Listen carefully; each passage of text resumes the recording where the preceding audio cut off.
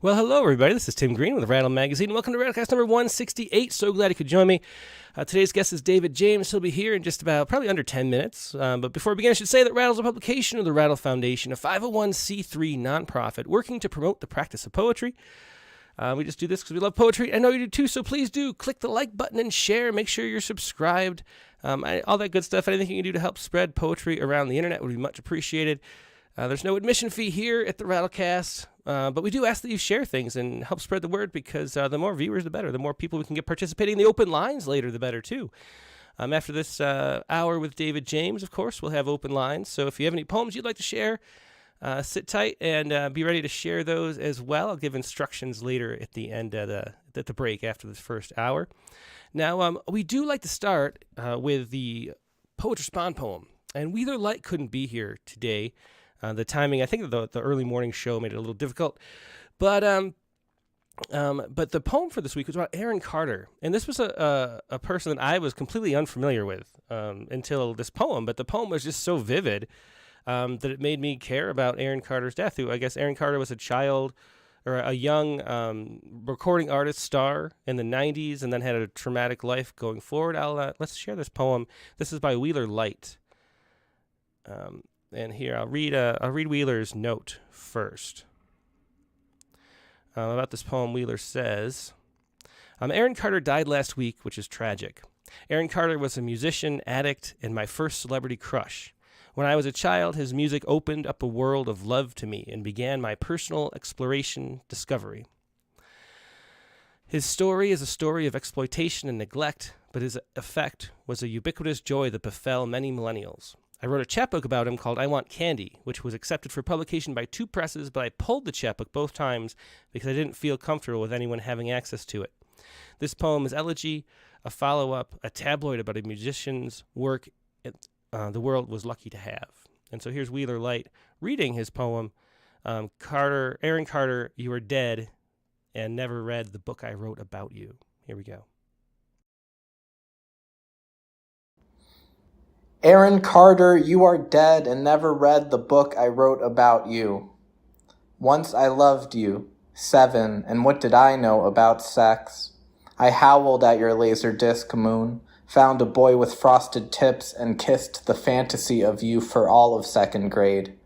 I didn't grow up to be gay, a disappointment to only the poems I write about you. The boy with your hair grew up to be an alcoholic. I grew up to get sober at 22, and you grew up to be dead. Aaron Carter, I don't know where they will hold your funeral, but tonight I am wearing black, wandering Greenwich Village, wanting to hear I Want Candy behind the ambient curtains of jazz. I want every basketball court to cut the net down. I want Shaq to take a knee and still be taller than me. I want Leslie to whisper your name and find you. Tonight, I pray to your pop and the world is a bisexual opera harmonizing cock. Tonight, I worry about Nick. Every anxious addict knows what it is to mourn a stranger they loved. Tonight, I want candy. Say lick. Tonight, I want high spirits. Say lift. Tonight, I want your memory to say live. Your Fruity Loop ambitions, slender wrists, the first CD I ever owned, the poster on the inside of my closet door, my first show. Oh, Aaron Carter, patron ghost, a bright warning, pop star shooting across the past sky waning. Tonight I place a wish on you, a kiss on the shiny moon, rewind the track, the car is in the driveway, clean up the house, the party is over, you are coming home. And again, that was Wheeler Light with Aaron Carter, you are dead and never read the book I wrote about you. Just a wonderful poem, and it's just the details of those poems and the authenticity just comes through. I mean, even though I don't know, I wasn't familiar at all with Aaron Carter. Just the feeling of that, of how much he meant to some people, comes through in that poem. So thanks so much for sharing that, Wheeler. That was yesterday's poem at rattle.com. Now we are going to take a quick break and then jump right into today's guest, David James. So sit tight, and I will be right back in just a moment.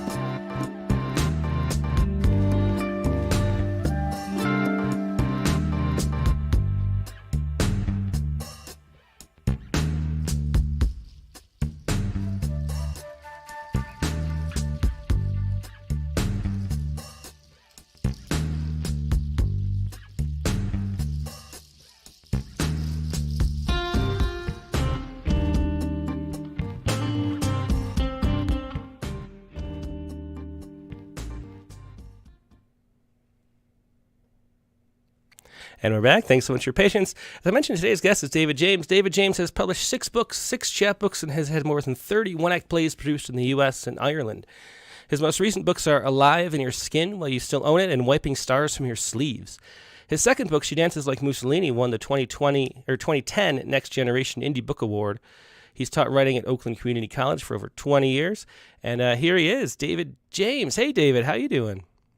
I'm doing great. How are you, Tim? I'm great. It's great to see you. I've been a fan of your work for a long time. Years and years ago, we started publishing you, I think, as long as I've been an editor, I think. It was like 2004 or 5 or so when we first published you. And we met one time at an AWP conference, I remember. Oh, yeah. Yeah, I remember that too. Yeah. So it's great to see you again. Thank you. I feel like I'm on I won the poetry lottery being on the Rattle podcast. I just want to say that right up front. Well, it's a lot of fun having you because your work's always fun, and you've been really prolific lately because you sent us 2 books like a year and a half ago, I think, and then and I was like, oh yeah, we'll have you on the show for sure. I can't wait. And then and I asked you to be on the show, and he said, I have 2 more books, so now we have 4 books here, 4 books in the last couple years. It's ridiculous, really. I mean, it took me 25 years to go from book 1 to book 2.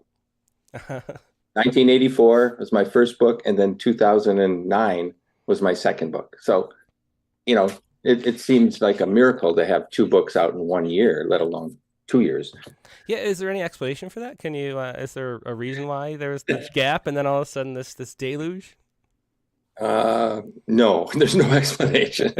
You just keep writing, regardless of what happens. And the 25 years, I mean, I had 3 kids, and you're working full time and you're doing everything, but I was still writing and I was still sending things out, but Mm-hmm. Nobody can explain this business, right? Yeah, for sure. Nothing makes sense. What's accepted and what isn't. So what do you want to start with? We have 4 books to pick from.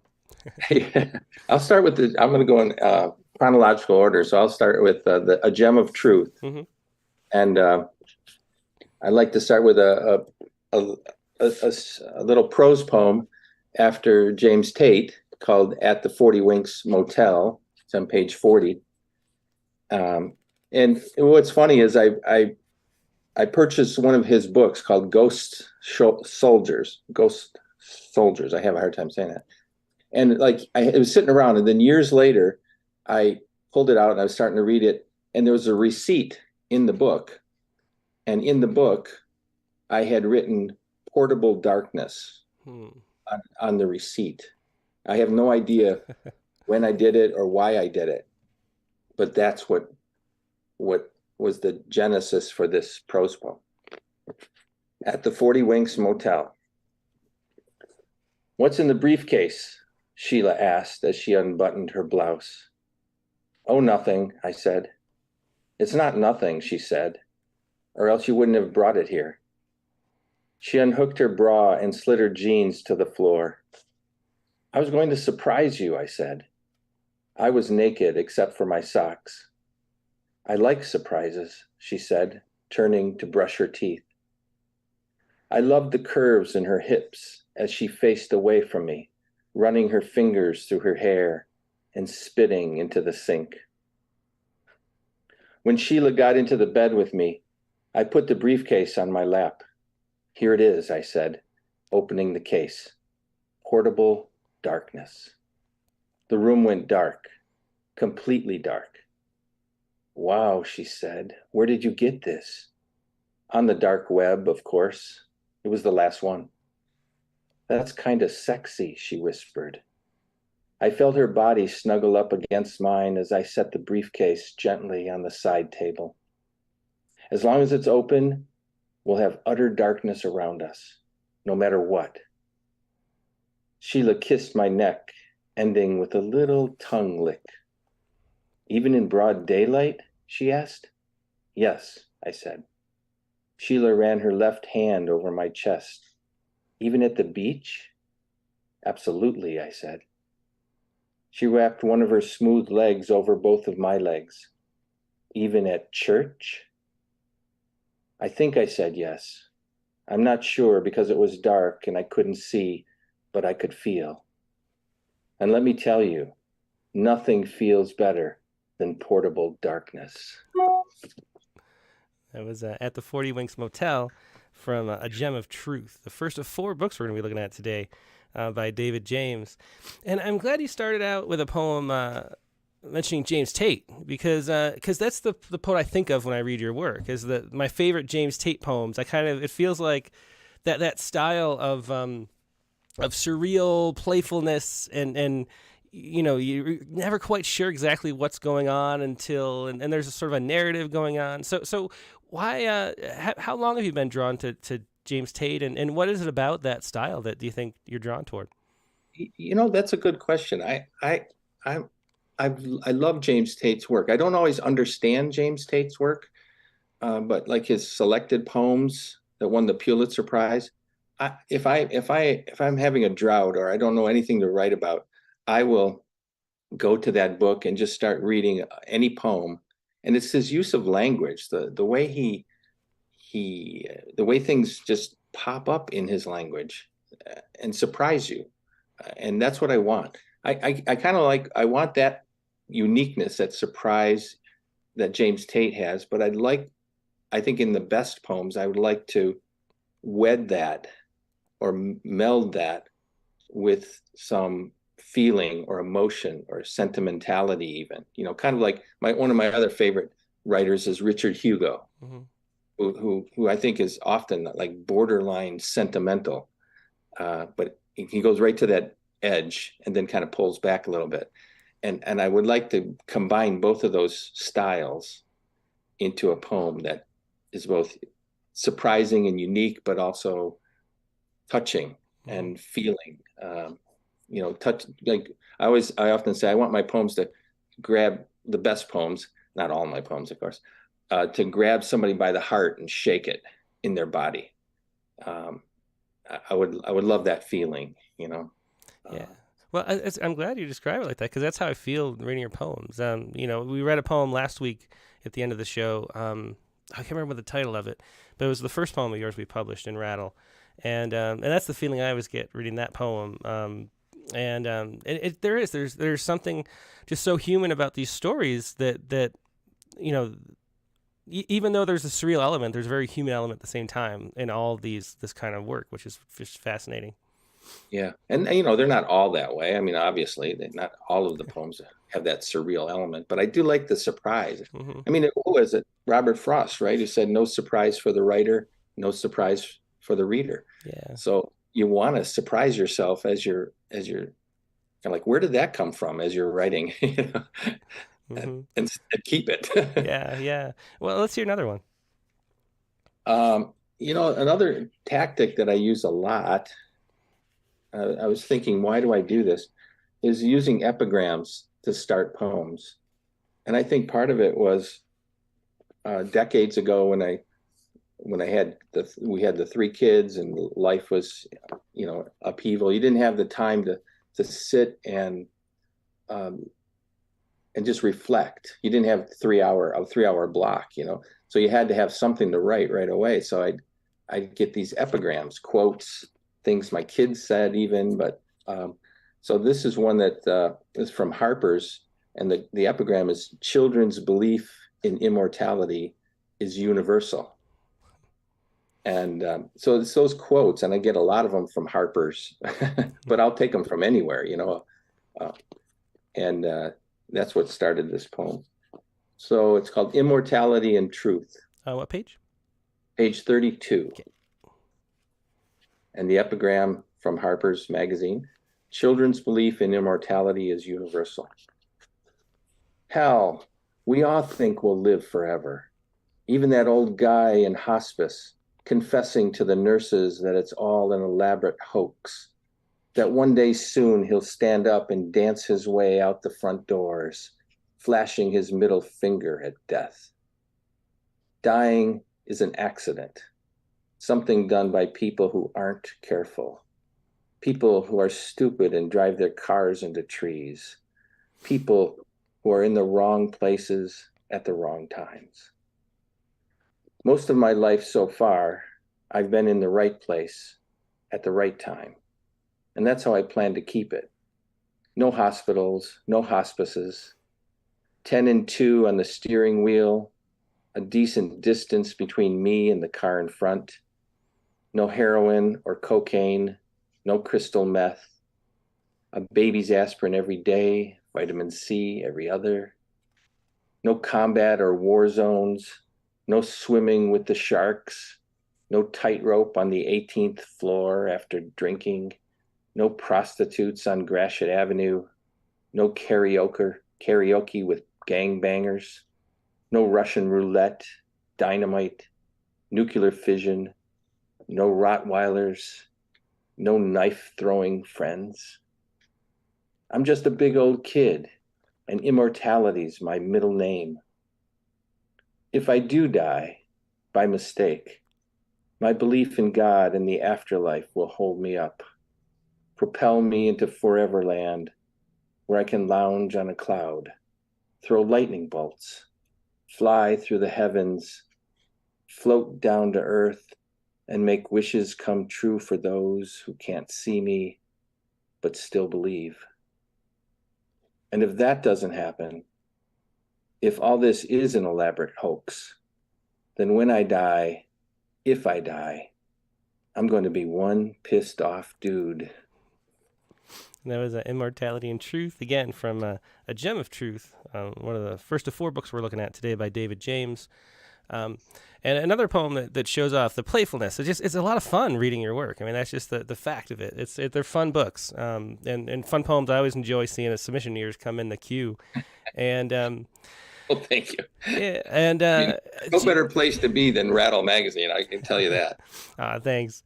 So do you remember, I'm always curious about people's progressions as a poet. Do you remember the first time you fell in love with poetry? Was there a certain poem that sort of opened up the world to you? I first started writing poems because I was this is a little awkward story, but I was a basketball player, and as a basketball, kind of a star player, as a basketball player, I had a cheerleader girlfriend. And then I got kneed driving the lane, and I had a blood clot and calcium on the knee. I mean, calcium, what is that called? I don't know. I had calcium, I had water on the knee, and I had to be in a cast for 6 months. And once I was no longer the star basketball player, the cheerleader girlfriend dropped me. And so I couldn't do sports, which is what I always did. So I just was home sitting around with this cast, and I started writing these god-awful love poems to this cheerleader. And then sooner, it just happened over 6 months. I kind of liked doing it. I kind of liked, if I was mad at my parents, I could write a, die parents poem or whatever. So that's what happened. And then I was just lucky when I went to college. I took a creative writing course because I figured, this will be easy because I like writing now. But I was definitely going for physics and mathematics. I was going to be a scientist. And I took a couple of classes, and I happened to have great teachers. Stu Dybeck was my first creative writing teacher, and Herb Scott and John Woods. I mean, I just had some really great people, and I decided, well, I like doing this, so I'll go that way. And so for those first people I read were like Richard Hugo and James Wright, Anne Sexton. Those people just kind of blew me away. And I can't remember like one particular poem, but and then I just had great teachers. And that was back in the day where, people came for poetry readings to the university. This was at Western Michigan University. And we had you wouldn't believe, we had Phil Levine, we had Merwin, we had Russell Edson, we had Seamus Haney. I mean, we just had the greatest people writing coming and giving readings. And it was like, wow, I want to do that. I want to do that. So it was wonderful. Did you ever, that's very similar to my sort of story and trajectory too. And And, the same kind of, for me, it was James Longenbach at the University of Rochester, who was the really great teacher that I had that sort of inspired me to pull me out of the sciences. And so what did you, did you feel like you had to get permission to become a poet? Like to take that course, because everybody in your family is like, oh yeah, you're going into the sciences. That's great. And then you say, oh, I'm going to be a poet instead. And it's not so great. So do you, did you know why? You know why? The reason is because when I went to school, my parents didn't pay any money. It was far enough back. This was like 73 to 77. You can't do this today. I mean, I'm in college. I teach at community college, and you can hardly even go to a community college, afford the cost of that. I mean, it's cheaper for sure, but still. But back in my day, you could work a summer job and make enough money for tuition and room and board for the new year. So my parents had no kind of control on me. They were disappointed. They've since forgiven me for my choice, but they were disappointed. But I could do what I wanted to because they weren't paying for it. And I never took a loan. I got a master's degree, I got a doctorate, never took a loan. Wow. All the way through. And nobody can do that today. My kids certainly couldn't. Yeah. I had 3 of them in college at the same time, my wife and I. So we were paying through the nose. Yeah, I bet I can't even imagine, honestly. But your time will come. Yeah, I'm not looking forward to it. But so you had no reservations about switching though, about changing course. Well, I had worries. And when I did it, I kind of thought, as I'm getting closer to the end, I thought, maybe I should get a business minor and a graphic arts minor, which I did, kind of thinking, okay, well, if I could go into publishing, or I could, I'd have something to kind of fall back on a little bit. And it worked out. I mean, my first 20, 21, 25 years of work, I worked as like director of admissions of colleges and universities. University of Michigan Flint and Siena Heights College. I was the director of admissions. So I was doing administrative business work, and I was marketing and, writing view books, all while I was writing poems, and I was teaching on the side. But it wasn't until 2001, my first full-time teaching job was the week of 9/11. Oh, wow. That's when I started at OCC. I was a dean there for 5 years before that, but I retreated, as they call it, retreated to the faculty, which is what I always wanted to do, but I finally had the option. So yeah, my first week, I remember that because I was in a training session the first week in September, September 11th. And that's when we heard about it, and we all, went home, and they stopped everything because we didn't know what was happening. So the last 21 years I've been teaching full time. And I'm retiring. Oh, I'm congratulations. Retiring yeah. December 31st. So. Oh, wow. That's coming right up. Yeah. Congrats. My last semester. Yeah. So, was teaching something that you always wanted to do, or did you find that enjoyable? Yes, that's what I always wanted to do. I just couldn't find a full-time job in those first 20 years, 25 years. But I always taught part-time. I always had a class on the side teaching for one college or another. Usually it was almost. And what is it about teaching that you find enjoyable?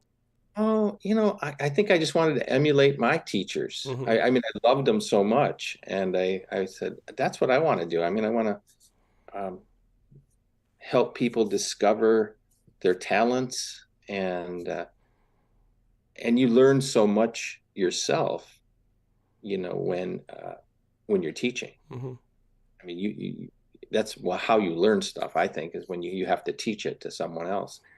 But it keeps you young, because you're around all these younger people, and they challenge you, and you challenge them, of course, which is the whole goal, right? Yeah.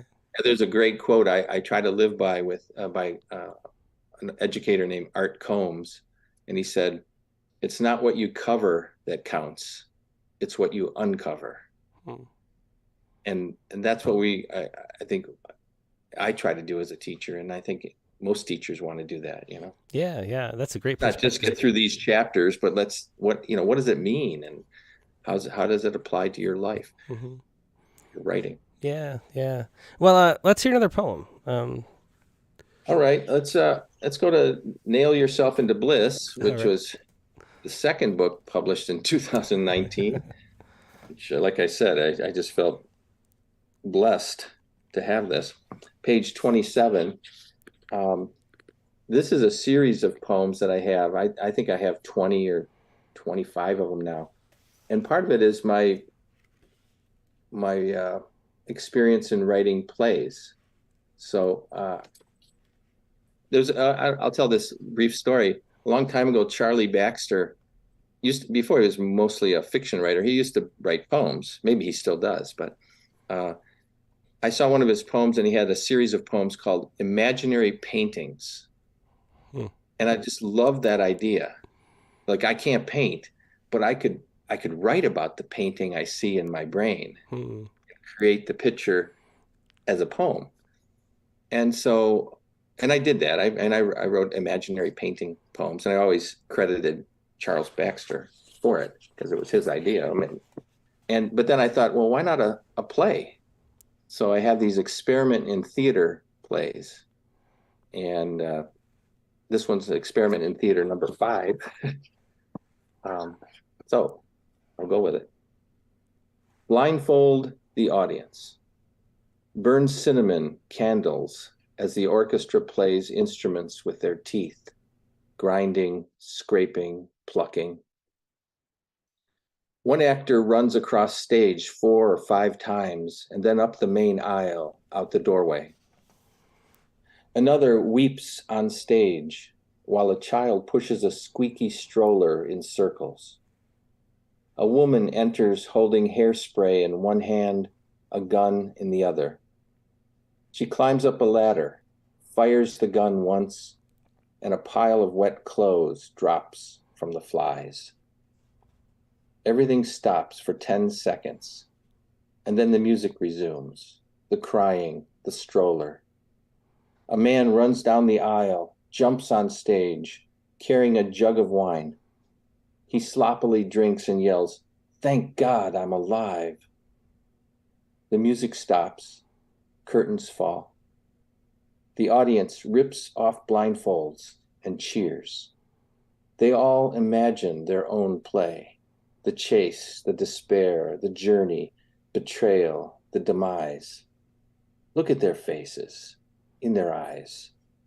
Nothing can dull that shine. And that was Experiment in Theater 5 from Nail Yourself into Bliss. Good advice from David James. And so you sort of coming up with your own segues, because I wanted to ask about the theater. You've had over 30 one-act plays produced, in both in the U.S. and Ireland, too. Yeah. How did you get into writing plays from poetry, and how are the two compare? I was teaching creative writing, and part of the creative writing requirement, it was an intro to creative writing class. So it was poetry, fiction, short fiction, and playwriting. And I always thought, well, if I'm going to teach it, I love plays. Samuel Beckett is probably my absolute favorite playwright, and along with Edward Albee.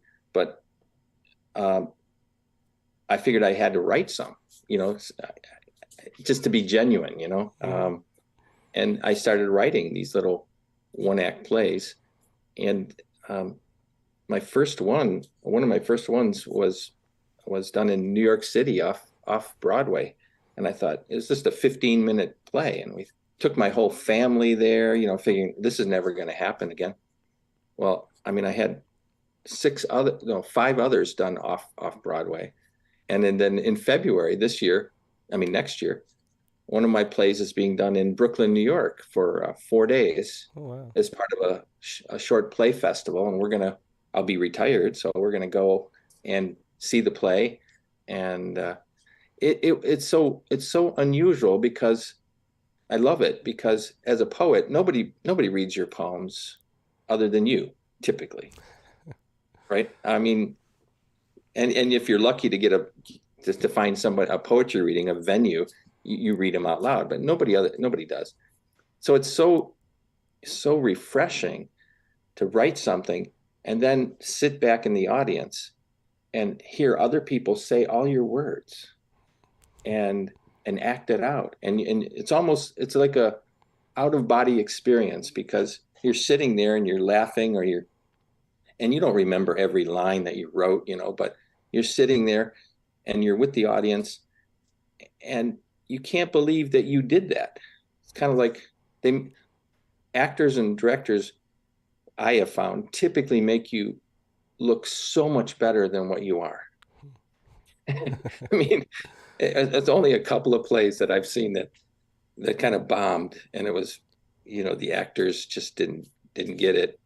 But every other time, you have this vision in your head how it's going to look, and honest to God, 99% of the times it looks better than they do something better than what you even imagine as the author of the play. Wow.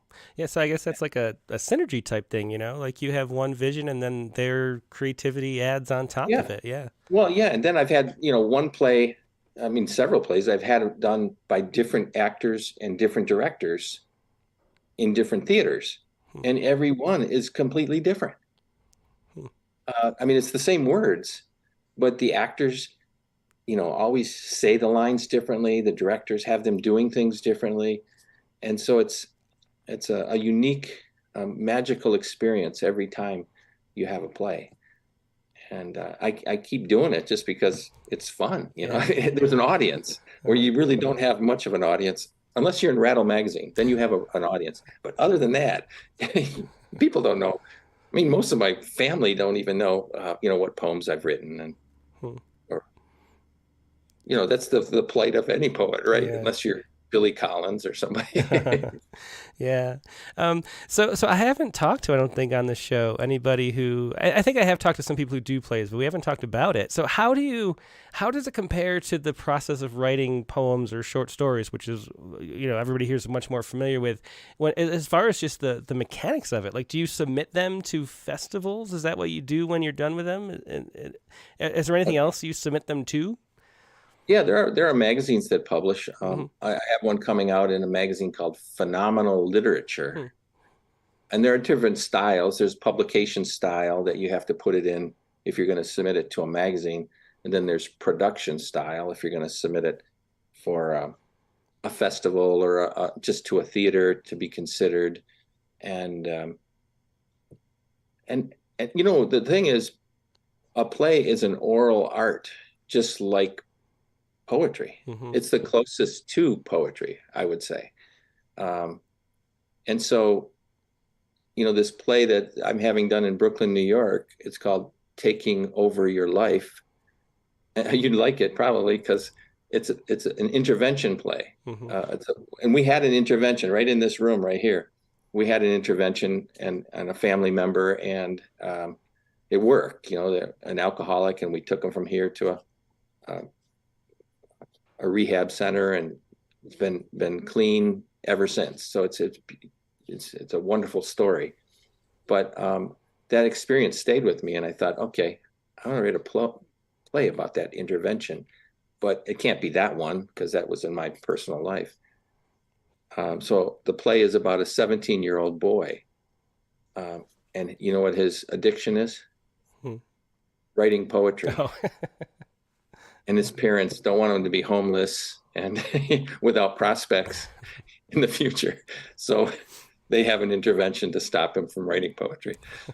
So I got to play a lot with, poetic, just terminology, and it was just a lot of fun. It's a comedy, of course. Most of mine are comedies, or a little dark humor to them. But. Yeah, it feels like that element of your poems would lend itself really well to plays. What is it how is it different to approach a play versus a poem? As you were talking, I was thinking about when I went to a poetry slam, the National Poetry Slam for the first time, and they have the individuals, then they have the group. And I remember the first time I saw a group, I was like, oh, they reinvented plays because it's like 4 monologues at once, and it's just so similar. But how is there a different way you approach it? Having to do dialogue and different characters. Is there any difference between writing a 1-act play versus a poem? Oh yeah, I think so. I mean, you have to think in terms of characters, and different voices, and there's got to be some kind of, we call it a concept, a situation plus conflict. You have to have that in mind before. But the similar part about writing a poem is that when I do it, and I think most playwrights would say this, you don't know where you're going. You don't know where they're taking you, where the characters are taking you. You just have to follow them. But if you create interesting and kind of vivid characters in your mind before you start writing, and then you put them together with the certain conflict, which you know what the conflict is, you just follow them then. Mm-hmm. And they usually take you someplace. I mean, it's your brain taking you someplace, yeah. But it feels like an act of discovery, which is the same in poetry. Mm-hmm. I never know where a poem is going to go. And I think it was Robert Frost who said, if I know where the poem's going to go, I don't want to write it. Mm-hmm. Because you want that act of discovery in writing. Yeah. I'd say visual artists too. We had a documentary produced in our small town about the local artists. And I was struck by how every single one, it profiled like the 6 local artists in their studios. And each one talked about the same thing, about not knowing where the art was going to go and letting something subconscious guide them, and not trying to force what you impose on it. It's just a universal thing where this is how we create things. It's always this sense of not us creating it, and right. The characters guiding us or someone else guiding us, but not us. How do you, because your poems show that maybe more than anybody we've had on the show, I think, just the sense of playfulness and letting them go wherever the hell they're going to go. I always think back to a line in Zen and the Art of Archery, where they talk about how the way to shoot an arrow is the way a child lets go of a toy, because the child doesn't think, I want to play with this different toy. He just moves from one toy to the other, and there's that not a sort of the slightest inkling of regret or anything when the child lets go of the toy, and that's how artists have to make their art. So how do you enter that space of just playfulness without having to worry about if anybody's going to like this at the end, or if you're going to be able to publish it, or if it's ever going to be on stage? How do you approach a poem like that? That's a tough question there, Tim. Do we have like 6 hours? No. It's, you have to try to think, okay, no censorship. I'm not going to censor any thought or idea. Again, that's maybe theoretically you're thinking that, but it's harder to do in real life, and just take whatever premise and whatever tangent comes and go with it. I think of, when you were talking, I was thinking of Friedrich Nietzsche, and he defined maturity, to be maturity as to have regained the seriousness of a child at play. That's great. And I, that's, if I had something above my writing desk, that's it. Regain the seriousness of a child at play. And that's what I want to do. I want to play. I want to play with language, play with ideas, and, juggle them. Feel what are they, how do they apply to me and to the people around me? And sometimes you just go off on a tangent. My wife, or not my wife, my mom would often say, and she's still alive, she would often say, why did you write that? Is that what you believe? And I said, no, that's not what I believe. That's where the poem went. I mean, and any writer, I think, has had that experience. You just follow the poem. You follow the smell of the poem wherever it goes. Yeah, that's a great way to put it too. Well, if anybody has any questions for David James, leave them in the chat windows, either on Facebook or YouTube, and I'm happy to pass any along. But let's hear another poem, David. Okay, I'm going to go with a kind of like probably a sentimental poem, a little borderline poem on page 66 in Nail Yourself. It's called The Little Girl Who Lived Here Is Gone. And I had two boys and a girl. And, once my daughter left, we're empty nesters. And, there's a different feeling, and you write about your life in different ways. And this is, to me, this is trying to get Richard Hugo and James Tate together. The little girl who lived here is gone.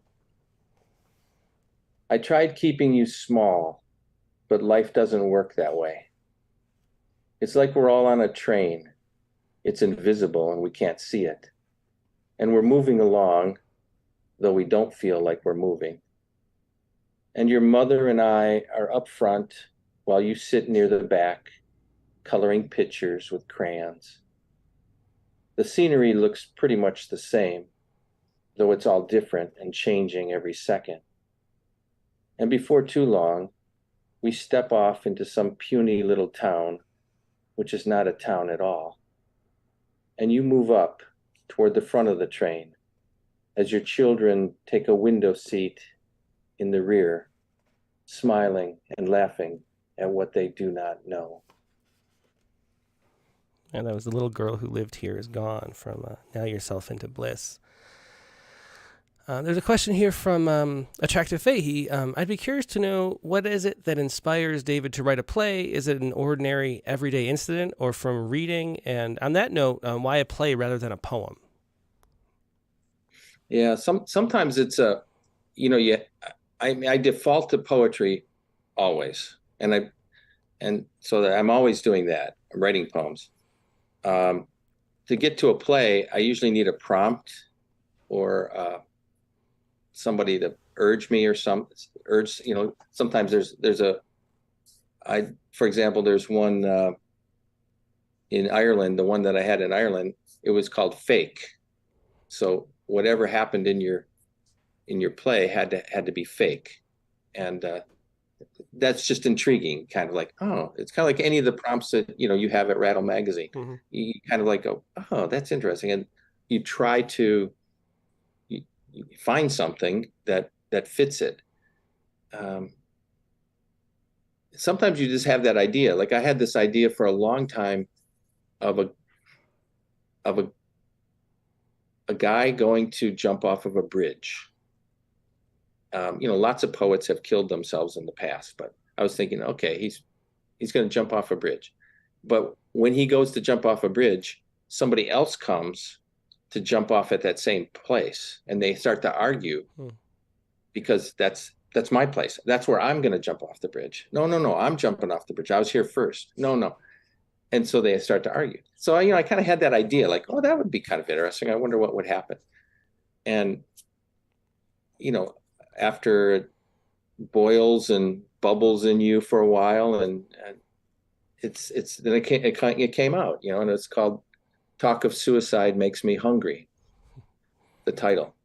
And and so, it's a man and a woman, of course. And so, as they're arguing and you find out their stories and why they want to kill themselves. And then while they're arguing, a third person comes who's going to jump at the same place. So they end up not jumping, and they end up, going to better plan their suicide. But you kind of get the feeling they're not going to do it because they've kind of made a connection, the man and the woman at this point. But and I'm stuck on one act, and I think that's because I've been a poet my whole life. I can't, you're always trying to condense and shorten everything. I can get up to like 37 pages, and that's as far as I can do it so far. But maybe when I retire, maybe I'll write a full-length play. So is there any limit to what you can call a one act? I mean, I don't know how. Well, yeah, typically a one act is, 80 pages or less. Mm-hmm. It's a play without an intermission. So it's however long people can sit without having to go to the bathroom, without curtain coming down. So most of mine are probably 10 to 20 pages. Mm-hmm. And is like a page a minute usually for how long it is? Yeah. Yeah, it's a page a minute. Yeah. So, like Samuel Beckett's End Game is 90. And that's a one act, but man, that's about as long as you could probably ask most people to sit without a break, Yeah. an hour and a half. Yeah, that makes sense. Well, let's hear more poems. We have 2 more books to look at. Okay. Let's do another poem. Okay, let's go to Wiping Stars from Your Sleeves.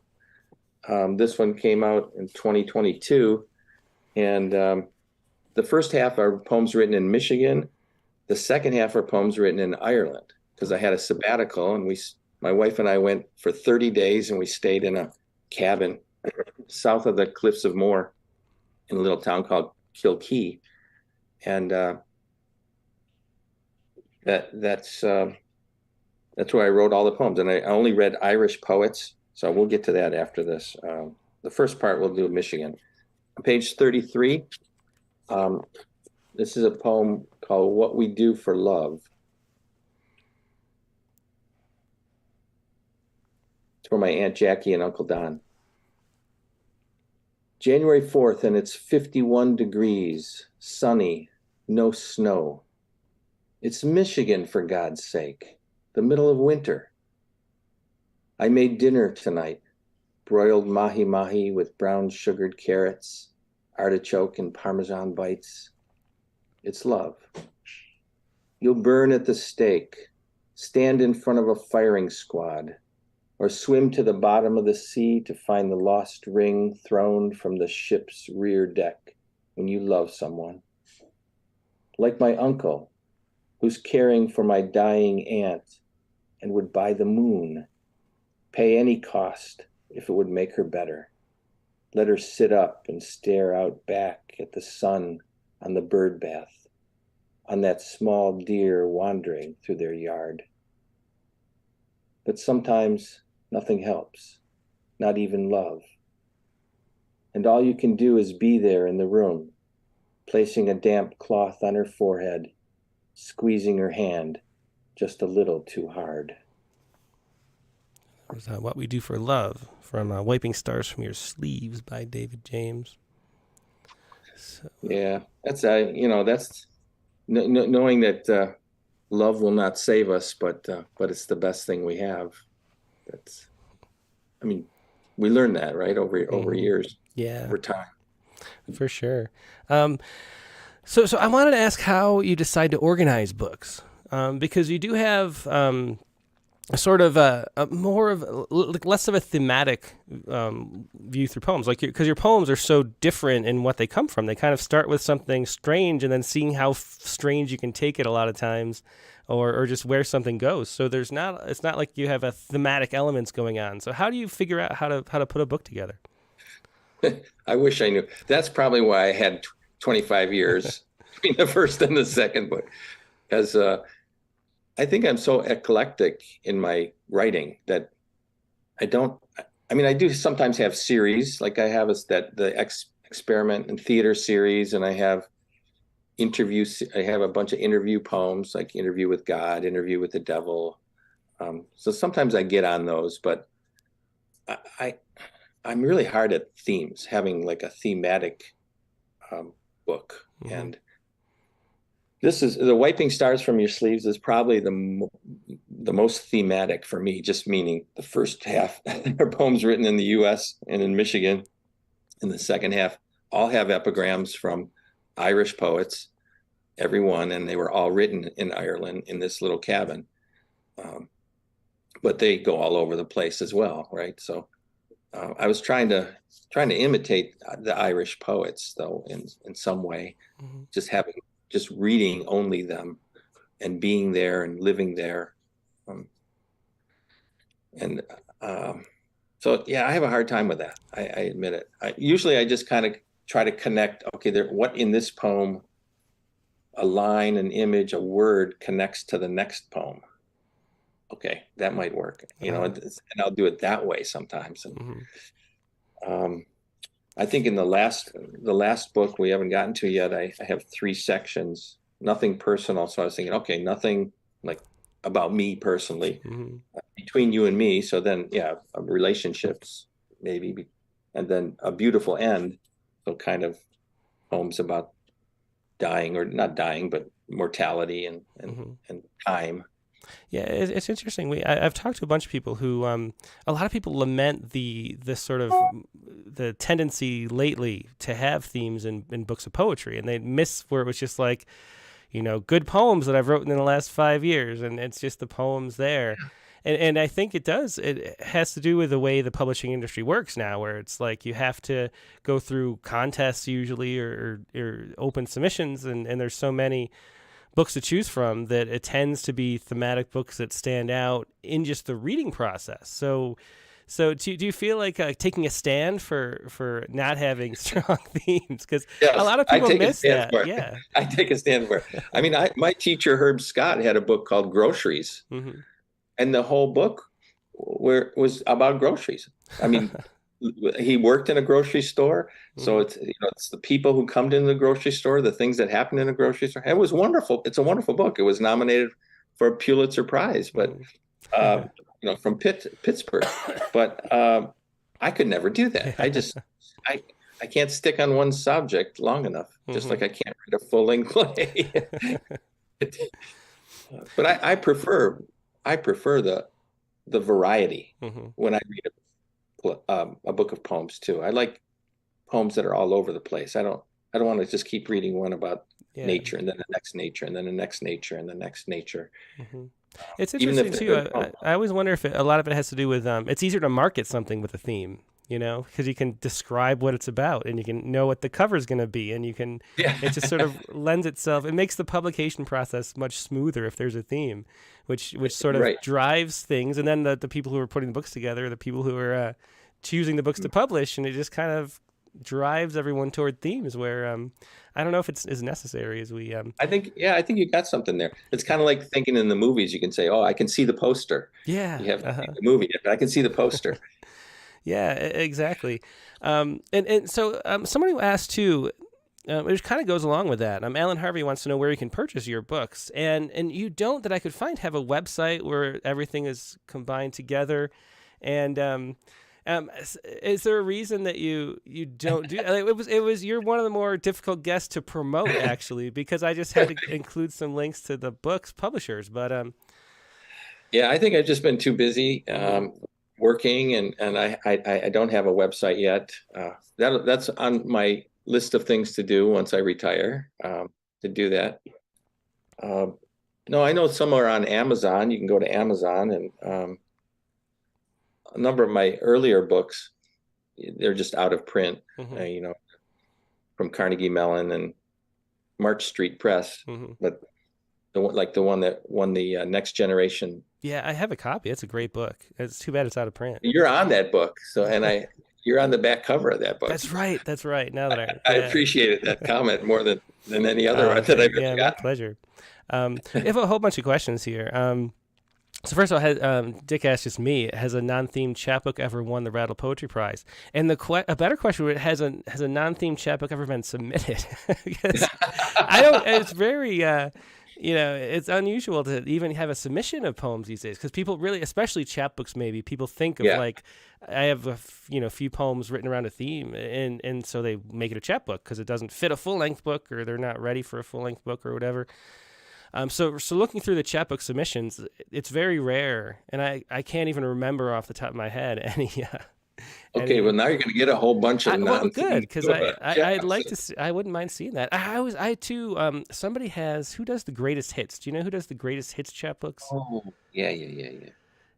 I wondered if instead of like a best of, a new and selected or whatever, you do a chapbook of like greatest hits, and why not submit that? I mean, there's no reason not to, but no one's really done that either. So the chapbook prize deadline is exactly 2 months away. If anybody wants to put a greatest hits book together, feel free. I'd be open to, it'd be nice if a few of the poems weren't published already, but I don't know. I do that too. So anyway, that was just a sort of an internal question from Dick. Cindy Gore asked about the Ireland trip. So we'll stick with this book. We haven't read the Ireland poem yet. Yeah. But Cindy Gore asked, did you feel any extra self-imposed pressure to write while you were there more than usual? No, no. I was there 30 days. I wrote 42 poems in the 30 days. Mm-hmm. Oh, wow.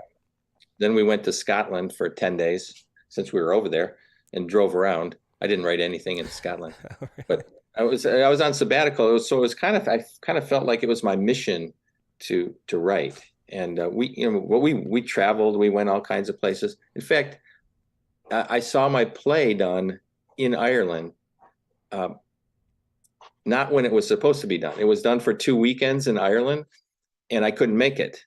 Well, but then we were coming for this month, and I contacted the director and said, "Hey, we're coming. You think you could, we could meet you?" And she said, "Well, let me see if the actors will do the play for you." I said, "What?" She said, "Yeah, well, let me check." Then she got back and said, "Yeah, they'd love to do it." So the actors did the play just for my wife and I, with a glass of Guinness in the theater, sitting there. And then we went and took them out to dinner and had a great time, made best friends in one day, basically. And it was glorious, to see that. So we traveled around, we did all kinds, and I just took those ideas and the ideas from the poets that I was reading and kind of stuck them all together. Yeah, well, you do make it sound like I want to start writing some one-act plays, because it sounds like you get a lot of joy out of it. Yeah, it's great fun. Well, let's hear another poem from "Wiping Stars from Your Sleeves." Okay, this is probably my one of my only protest poems. It's page 68, and you could replace the first line with other cities and other times, because it's happening a lot in the U.S. It starts with G like God is the title of the poem, but that's also the last line of a poem by John Woods. And John Woods' poem is called Guns. And it was from his book called Striking the Earth, which is one of my all-time favorite books of poems. So it starts with G like God, and there's a quote by Derek Mahone, an Irish writer, who said, "Your ashes will not stir even on this high ground." This time, Virginia Beach, May 31st, 12 people killed. Tomorrow, it could be at your grocery store, your workplace, your favorite bar, a gas station. Next week, it could happen on your street as you grill hot dogs and red onions. This is not normal or sane. And where's the turning point? How many more have to die senselessly, kids, parents, employees, before something is done to keep guns out of certain people's hands? I'm bored with prayers and words of compassion. I'm sick of vague platitudes and political apathy. There is no justification possible that includes the bloody murder of innocents. It's time. It's beyond time. As the funerals wind down, the nightmares begin, the curses and regrets and pleas. We all dress and go out, a bullseye on our backs, ready for someone's aim. And that was it starts with G like God from "Wiping Stars from Your Sleeves." Before we move on from that book, I'm curious. We have an Irish Poets issue coming up, and so I'm going through Irish poetry submissions right now. In that deep dive into that for your sabbatical, what did you find that was different between poetry in the U.S. versus poetry in Ireland? Is there a different sort of style or theme or feel that poems had that you noticed? Because that's the fun thing for doing tribute themes, which we do, is just I get to learn for myself what the different feel is, even if you can't put your finger on it. Yeah. I felt, there were a lot of poems about the Troubles, in Ireland, between Northern Ireland and Ireland and England. um, it seemed like there was a lot more to me, kind of poems about the landscape. And for me, that was what was so interesting for me as I was reading them, and then I was writing poems there. Tides were showing up and cliffs in my poems, which I don't have in Michigan, and they're not in any of my poems that I write here. So it was, I think, the landscape and the idea of the past seemed more prominent to me in the Irish poems. Mm-hmm. Yeah. The connection to the past is what's standing out for me reading poems. There's this sort of the national identity and the history of sort of national abuse is much more prominent a bond than I realized before reading all these submissions, I'd say. Yeah, and they're out of there seem to be more poems about mortality, maybe even, just kind of the end and what you do at a funeral, even, the wake idea, which celebration of somebody's life rather than lamenting. Yeah. So we have one last book here, Alive in Your Skin While You Still Own It, the most recent. And so what can you tell us about this? And let's hear some poems from this book too. This is a sabbatical book as well, but it's a different kind. I was looking down in my den, and I had a bunch of boxes down there, and I thought, okay, I got time, I can clean these out. So I pull these boxes out, and they're full of magazines that I had been published in the 70s and 80s that I'd totally forgotten about. So I'm, picking up each one and reading. Wow. I mean, these poems were not on any flash drive or on any computer. We didn't have that then. So I picked out 10 of those poems, so 40-year-old poems, and stuck them in together with new poems. Interesting. In this book. Yeah. Oh, that's interesting. I didn't notice reading through. Yeah. So that's my charge when I give somebody or somebody buys the book. I say, see if you can find the 10 40-year-old poems in here. Oh, wow. Reading. Interesting. And so far nobody has. One person got five out of the 10. Very interesting. Yeah. So now you're interested. I do. I want to read through again, figure them out. Well, I'll start with the first one on page 13. It's called Medusa's Half Brother, and I do like writing about superheroes or mythological people, but not the real ones. The ones that are like Medusa's half brother. It's in 2 parts. I'll just read it. Anything you touch hardens into stone, gray, flat, granite, or concrete. You live in a brick house, the backyard dotted with statues of several dogs, a cat, your mother in a winter coat. Women fall in love with you too easily. They follow you home, adoring your massive shoulders, your hard, protruding chin. You can't help but invite them in, promising yourself only to talk this time. But when the words crumble down your shirt, you grab for the women, trying for just one kiss, flesh to flesh. There are times when you run through the fields, forgetting you were ever born, leaving solid footprints winding back in the path. Weeds brush your legs and freeze into cement, strands of wet hair. Every sidewalk leads into your front room. Some nights the stars break the sky into quartz, and you find yourself stroking granite figures of women, the cold, damp furniture of your life.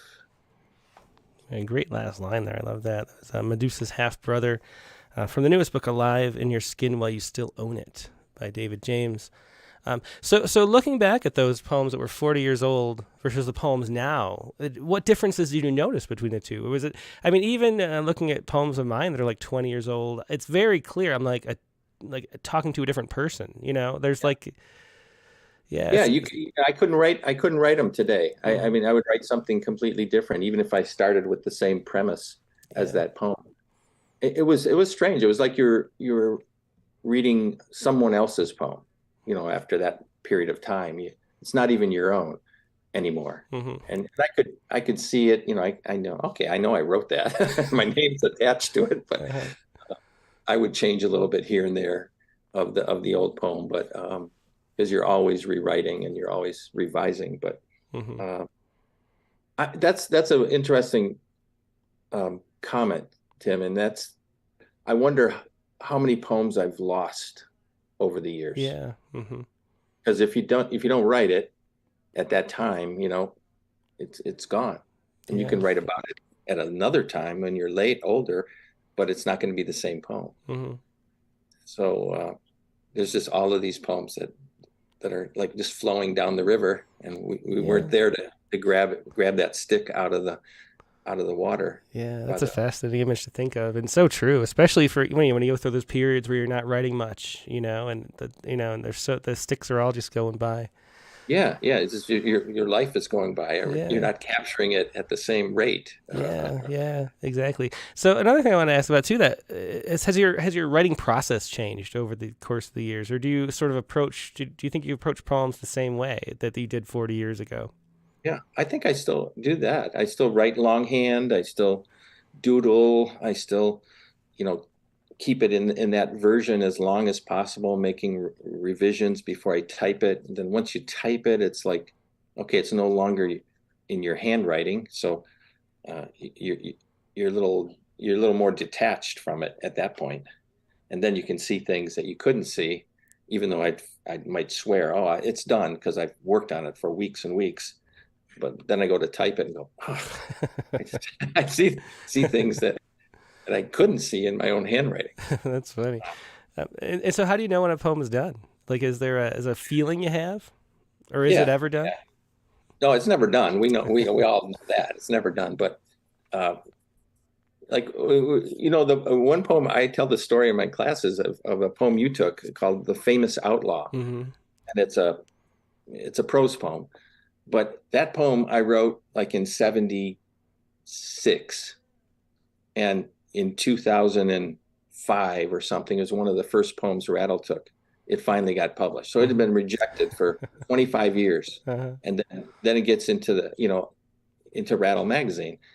And I tell that story because students need to hear that just because you write something doesn't mean it's going to get published right now. And it may take 25 years for you to keep revising it and rewriting it and reading it, then setting aside, then finding it again and going, I like this, and changing something and then sending it in. And that's why I said nobody can define this process or understand this process of what gets published and what doesn't. Mm-hmm. You just have to keep writing and believing in yourself. Yeah, yeah. We about out of time. Let's read one last poem. Okay, this is about making it big. It's called on page 46. We'll end with a humorous one called Killing. Yeah. It's about that, the time your ship comes in when you have everything. I want to make a killing once in my life, not with bullets, knives, or hand grenades, but a legal killing, the kind to brag about as I sit on my 75-foot cruiser and the small orchestra plays through its Bach repertoire with my friends Brad Pitt, George C., Oprah, Julia Roberts, Madonna, Mick Jagger, and the Blue Man Group, while they all beg me to tell my story again. Of course, I'd have to put them off, not wanting to bore celebrities with a mere killing tale. But they'd whine and kiss my fingertips, and Halle Berry would fall to her knees in front of me, begging, pulling at my pant legs. So I'd start in on the "it first occurred to me when" stage of the killing, memorized and rehearsed like a Broadway star. The key to the telling was my expression, the pause and contorted face that sent the crowd howling in delight. No one could believe the series of events, how each brick fell in place exactly when needed, how simple and childlike the whole plan was.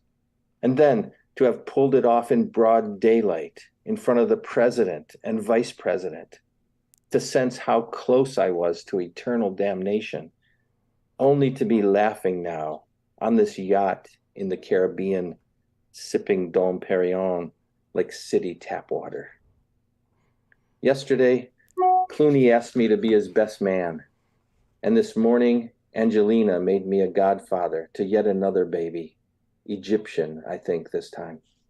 Oh yeah, I can see it all playing out like this after I make that killing, just as soon as I get these monkeys to fly out of my ass. And that was that killing, yeah. A good poem to end on from Alive in Your Skin While You Still Own It, poems by David James.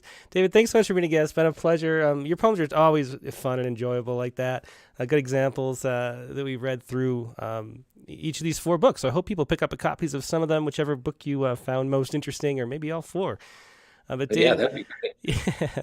Yeah. Tim, I want to thank you for all that you do for poetry, though. I mean, you're like the poetry ambassador. To me, you're the poet laureate of the United States. Well, thanks so no much. No offense to Ada Limon, but you do it all. Well, I appreciate that. Thanks so much, David. Yeah, Thanks, great to see you again. Take care. Peace.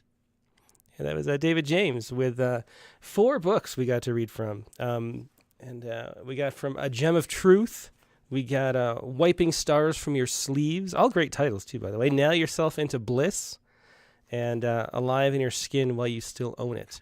So I'll try to put all 4 links in the show notes after. I only put the last 2, I think.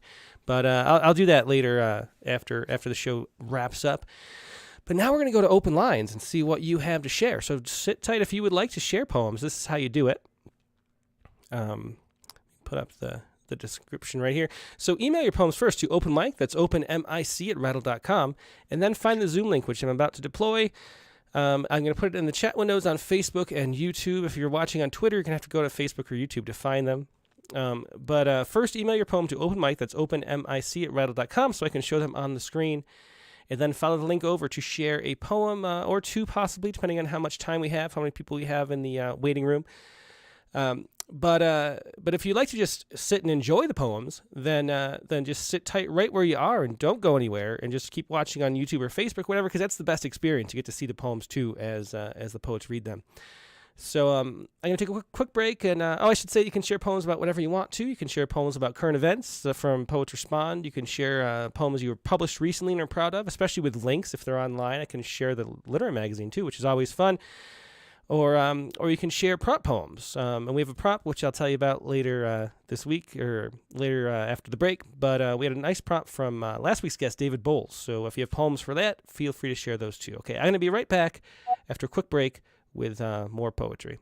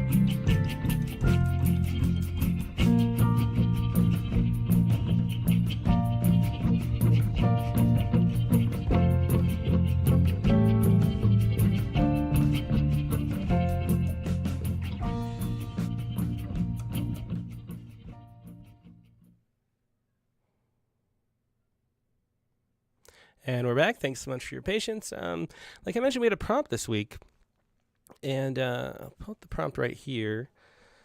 The prompt it was from David Bowles, and it was a complicated prompt. And here we go. This was the prompt for this week. It was, think about the geographical place that says home to you, its flora and fauna, the distinctive shape of the land and the buildings there rooted, the people who feel like family and community, whose tongue shape sounds like your own. Then, even in so simple a form as a list, draw the most distinctive of those elements together and show in hints or explicitly how you are partly contingent on those specificities, how you emerge from that milieu. So that was the prompt for this week. And I think if you watched the critique of the week, you know I was like so sick. And I was sick at the end of the last show. I spent about just 4 days, just nothing but in bed, shivering under blankets. Saturday, finally, I felt a little better, but still run down. And Sunday, too. And I didn't write a poem this week, but I got a Sciku. I could squeeze out a Sciku, but that's about all I could do. But hopefully everybody out there did a better job than I did and had a better week. So let's go. And there, let's see, we only have a few people trickling in right now. So maybe I have 2 poems, I think, if you'd like to share 2, if you're on the Zoom. But if you haven't found the Zoom link yet, feel free to join us. But here, let's go with Dick Westheimer to lead it off.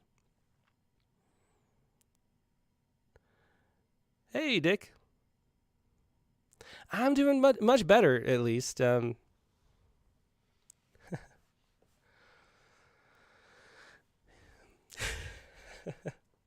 Yeah. I mean, if you look back at it's Sundays or at the critique of the week, I was so out of it, but I kind of kept going anyway. Well, and you could see at the last Rattlecast how at the end you were just sort of like drifting off. Yeah. Well, I definitely felt it, and I still I don't know if it was COVID or not because we didn't have any tests. It didn't seem worth running out to a store just to get. But I did lose my sense of smell, so looks likely that's what it was. But yeah, I'm feeling better now, though, at least. So I think this week is going to be back to normal. But it's like sort of like a week detour where I didn't get to do anything, which I feel like a week behind now. Enforced vacation. Yeah, I guess so. I watched a lot of Westworld, which is it's sort of I love the first season, and the rest are all kind of trash TV. So I caught up on Westworld. But anyway, so what do you have to share with us, Dick? Well, I actually did a prompt poem this week. Excellent. And okay. I'll do one of my Poets Respond poems. So I just sent in the prompt poem, which I'll read first, and then I have, if there's time, my poem 404 Error. Yeah, I think there's going to be. So yeah, let's hear the prompt poem first. Okay, and this prompt gave me fits, and I sort of finally figured out why. Interesting. And title is Reminded by a Poem Prompt That My People Have Always Been Wanderers. I have lived here 46 years, but it is not my home, though I know the shape of my neighbor's tongue, the crack of the guns that pepper every day here, the crush of gravel of my lover's car approaching home. How different it is from the delivery man's, the rain sheeting over the pond. If I am quiet enough and there is a lull in road noise, I can hear how the rain percolates in my garden, how it gurgles the life from the farmed out field, how the coyotes' howls darken in deer season, how the fire crackling across our back fence depends on what sort of scrap Jean's hauled back from a teardown job. Then there's the guy down the lane who mows and mows and mows. And though I judge him when I'm home, when I walk his trails alone, just my elevated pulse and frost breath for company, that's where I am for a moment, home. Pulse, frost, breath, moment, home. Oh, great poem. Dick, and you one person who lives in a really interesting place, living on a farm there and with all that beauty and everything around you. Yeah, and you'd think after 46 years that would have been, it is what came to mind, Mm-hmm. but when I sort of processed it poetically, I couldn't claim it as home, which was very interesting. Yeah. I kind kind of depressing. Mm. But there's that. So that I am my next poem is a 404 error, Mm-hmm. and I did all of this is true, or much of it, or some of it. But I have just had intense Schadenfreude at watching the incredible dissolution and sort of like various explosions on Twitter of what dysfunction does to a marginally functional platform. Yeah, So me too. Because I just, Facebook is sort of dying, unfortunately, and Rattle got a lot of reach out of Facebook for years. Facebook used to work great, and now it's just, I think they're trying to make too much money and not treating their pages and organizations very well, and there's just no reach left anymore. So, and then the demographic issue too, where I think there's like nobody under 40 uses Facebook anymore, or very few people anyway. And so I was thinking to move, I started to move into Twitter a little more, and thinking how I could take more advantage of Twitter. And Twitter seems like it's imploding too. And now I'm thinking, I gotta get a Mastodon for Rattle, but I don't know which server to add. Mastodon might be an interesting, or Mastodon or something like that, where Mhm. there are some affinity Mhm. platforms that can gather folks. I mean, Facebook still has that for my poetry community, Mhm. but Twitter's is just sort of fragmenting, and Yeah, and I've seen it happen many times. Like like there used to be just wonderful groups over the years, and then something happens, and the groups, the technology that kind of binds it together implodes, and then there it goes, and you have to find a new home. So I don't know. We'll see what goes on with Twitter. But here's 404 error, talking about all the Elon Musk drama, which is everywhere. All anybody wants to talk about too is Elon Musk, I'd say. So let's hear it. Well, and this is about my personal drama with Twitter. 404 error. I really didn't quit Twitter. I slow rolled it, popped open the app for a few minutes at the end of the day, like I would a Bud Light or ice cream I'd sneak before bed, sometimes a cookie or three, which I'd quit too. A changed man, I tell you. A new me, and then Elon showed up. It turns out he was as good at Twitter as I was at small engine repair. I once stripped the linkage between throttle and governor, trying to fix an engine revving issue. And while it's unfair to say I was an idiot, the thing did run out of control. One piston quit, and the other didn't take the load. Nothing Gurney, my mechanic, couldn't fix, though the grass kept growing while he did his thing. It was not the first time I'd amused Gurn, and not the last, which is to say, who can look away from DIYers who fuck things up, like me and Elon? And sure enough, his fixing looks a lot like me shooting heptane into the carburetor as I stand back and watch the engine wind and spit spare parts out the sides.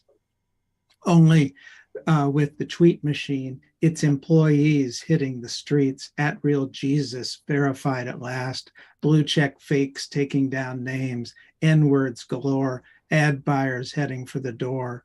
And all that was before company IT security folks heard the gears grind and walked out, leaving the door open behind them.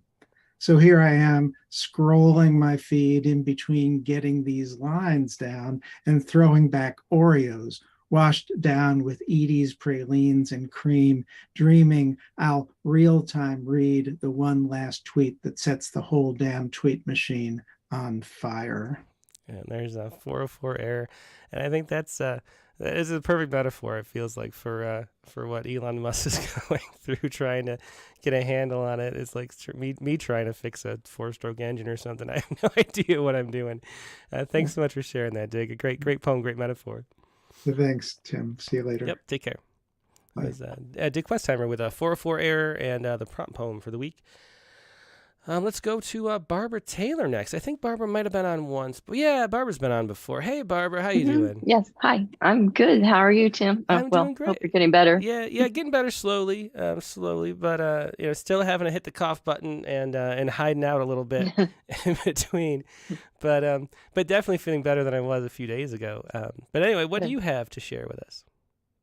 I have a poem that fit the prompt, but this was actually inspired by one of your ekphrastic Uh-huh. challenges a while back, and then it was picked up by an online publication.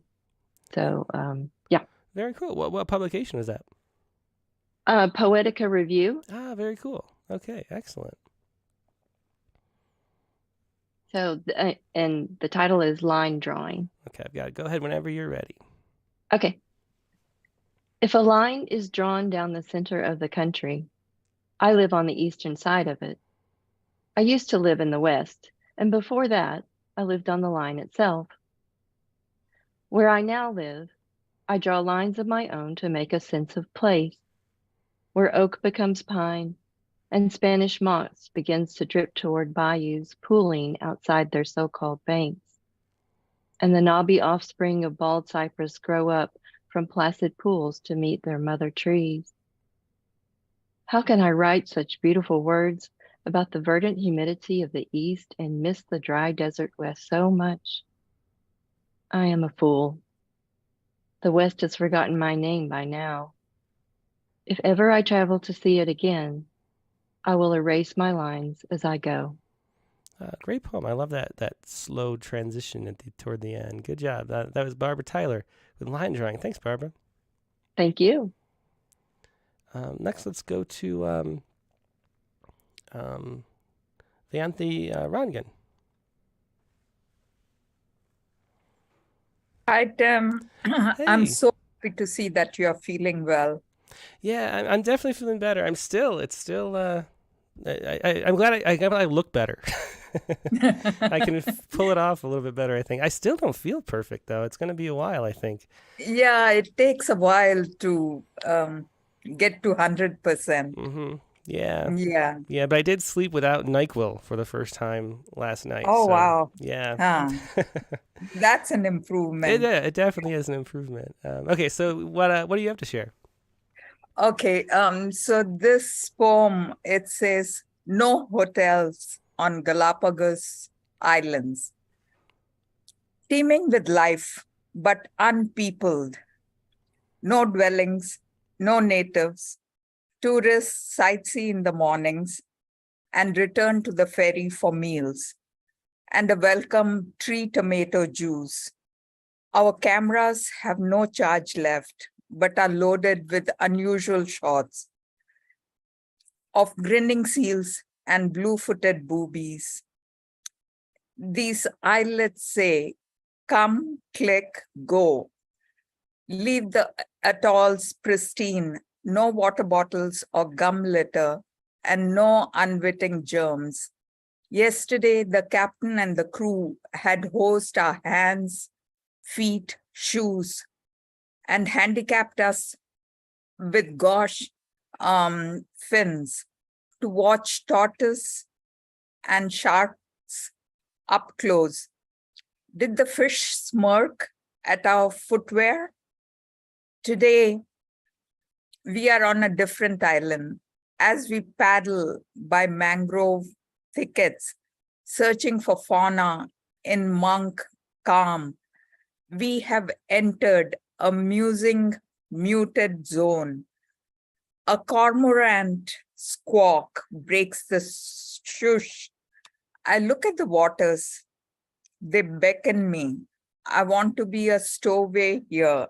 Then I see a fugitive, a cheat, a savory aura, a loud image, an empty Lay's potato chip packet, flares like a shipwrecked survivor. My Darwinian hunger is sated to chase origins and connections, but I have a new indelible stain of spud crumbs and a salty mylar.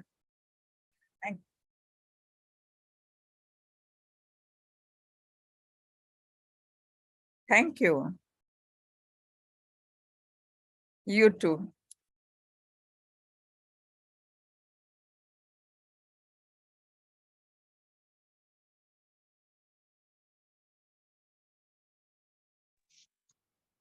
Hello. Hey, Nivi, great to see you. Thanks so much for joining us. And I guess I had it on mute. Sorry, everybody, for myself. For a minute, I had a cough and didn't unmute it, but I'm back. So, so Nivi, how you doing No today? worries, I'm going to start with myself. I'm doing good, thank you. I'm glad that you're on the mend. Yeah, thanks. And I'm glad you could join us. So it's so it must be like late at night there in India, right? It's 12:05 a.m. Oh, so pretty late, yeah, but still better than Also, very early in the morning, yeah. It's Rattle. I'm so excited to be here 2 weeks in a row. Yeah, so glad we could have you. Thanks, Nivi. So, so what is it that you'd like to share? I have a prompt poem. It's titled Home. Uh-huh. I mean, like what Dick was saying, is any place truly home? I really don't. I think it's what we make of it that makes something home. Mm-hmm. Where we live can be home if it is, Yeah. happy and joyous, full of love and all that thing. But I mean, everybody has some place that they call home, hopefully, even if it's within themselves or outside. And I decided to choose my native place of Chennai, where I live, as you all know, which is on the east coast of South India. So this is basically what an early morning looks like there. Excellent. And I've used a couple of Tamil words in the poem, the explanations for which I've written downstairs, and also shared a few photos, hopefully, which will explain better what I mean. Excellent. Yes, yeah. Let's hear the poem, then we'll look at the photos too. Home, Chennai. The melodious chime of temple bells, ding-dong, wakes me up daily as the first blush of dawn streaks the horizon. Kausalya, Supraja, the rhythmic morning hymn that starts every day, plays loud and clear from every household. A quick glance outside my window shows me madisar-clad mammies drawing ma columns on their front porch. A flower seller cycles past, and the scent of fresh malibu wafts up to me. Watching the pink creep over the white foam-tipped waves of the beach, I also see the salty breeze play with the stray newspaper clippings used to wrap up hot kadalai, while young children engage in a game of football on the shore. From next door comes the shrill whistle of the kettle, mixed with the scent of freshly brewed filter kapi. All too soon, the sun is high in the sky, the weather a hot 30 degrees Celsius, and ladies in fashionable pantsuits head out for work. So this just shows the dichotomy that is there in Chennai. You have both the uber traditional and the uber modern, and both sort of mix very well. So yeah. Just some explanations for some of the Tamil words. So the shloka starting, Kausalya Supraja, it's actually from one of our hymns called Venkatesha Supravadam. It's played every day in almost all temples and households during this specific time called Brahma Muhurtam, which is supposed to be like the time when your mind is freshest and purest. It's between 3:30 and 5:30 in the morning. And trust me, since this is for God, you have to get up and be showered before that happens. So oh wow, that's there as early. well. Yeah. And then it's very early, but that's when days usually start here and usually ends pretty early as well. Yeah, I would imagine if you're getting up that early, yeah. And then Madisar is, I mean, everybody knows that the traditional Indian dress is sort of like a sari. A regular sari is 6 yards long. A Madisar is basically a 9-yard sari. Oh, wow. And it's worn for the first time by a woman on her wedding day. So that is the sari she gets married in South India. So it's only after that she's allowed to wear it. These days, it's usually worn by people of my generation for just special occasions, but people of older generations wear it as an everyday dress still. Mami is just a Tamil word that means auntie. It can be anybody, but a married woman is usually referred to as mami. A ma kolam is basically rangoli that is drawn with rice flour. So you mix powdered rice flour with water to form a paste, and then you have to draw with that on the floor. So the problem with that is as you're drawing, you can't see anything. So you just got to go with the flow to be like, okay, I'm drawing a line here. I'm drawing a line there. Only once it's tried, you see what you've actually drawn. Oh, wow. That's fascinating. But that's something that's done every day. So women usually get up, have a bath, wash the front porch or just outside the front door of their house, and then draw this, and then only start the day. So this is something that's done in almost every South Indian household. And then Malipu is just the Tamil word for jasmine flower. Kadale is peanuts. So at the beach, so from the terrace of my house in Chennai, we get to see the beach. And what the most popular snack at the beach is basically salted roasted peanuts. Yummy snack. And finally, kapi is just the colloquial term that Tamilians used to call coffee. So it's just kapi. So that's just what it is. Oh, that's great. Yeah, thanks so much for sharing that. And then there's these photos too. So I'm looking at the first one now, the woman. That's actually me on my wedding day. Oh, wow. Wow, that's amazing. Beautiful. Yeah. The transformation is just... Yeah. And then, and that's the Matasar. Oh, I see. So this is, I should have been showing these pictures as we went. So this was the, I can't remember the word, but the drawings. Yeah. And then, look at that. Oh, that is so cool. How do you say it again? A mycolum? And then I have just 2 photos of the kolam. One that is used during festivals and which is a bit more elaborate, as you can see. And the second kolam is sort of a simple one that is usually done on a daily basis. Yeah, I got everywhere. And finally, the fourth one, the flower on my head, that is the jasmine flower or the malipu. Oh, very cool. Yeah, well, thanks so much for sharing these. This is great. Yeah, very cool to see it, and great poem. Conceptions of home and all those details. Really wonderful to learn about and share. Thanks so much for sharing. And did you send something else? Thank you, Tim. Have a great day. Do you want to do the ekphrastic? If there's time. Yeah, there's time. So you sent a poem too from the Ekphrastic Review. So tell us what this is. So this is basically sort of what you do on a monthly basis. They do it on a bi-weekly basis. And I've been submitting that for, I think, quite a while. And this is, I think, quite an old poem. Probably sometime last year, if I'm not mistaken. The reason I sent this link is since we're talking about Chennai in India. The painting, as you can see, is a traditional Indian style painting. I mean, traditional Indian, we have many traditional Indian styles of painting. Each sort of state has its own. This is just one of them. It's called the Mithila style of painting. And what stood out to me in this is basically the 2 characters on either end are sort of depictions of weddings of our gods. And you can see that the woman is highly represented in the painting. So that is basically what's struck out to me, and that's the poem I wrote about here. If you scroll down, probably the 4th or 5th poem is mine. It's called I Am Woman. I just couldn't find one where just mine was there, so I had to send it like this. Sorry. Yeah, no problem. I'll find it. It's titled I Am Woman. Okay, here, I'll find it this way. There we go. Okay. So we have it ready. Go ahead whenever you are ready. Okay, cool. I am woman. I am mother. I am daughter. I am sister.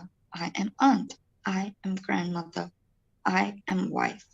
I am woman. I am in the fish that swims in the sea. I am in the key that opens your locked dreams and mine. I am in the DNA that binds the world together.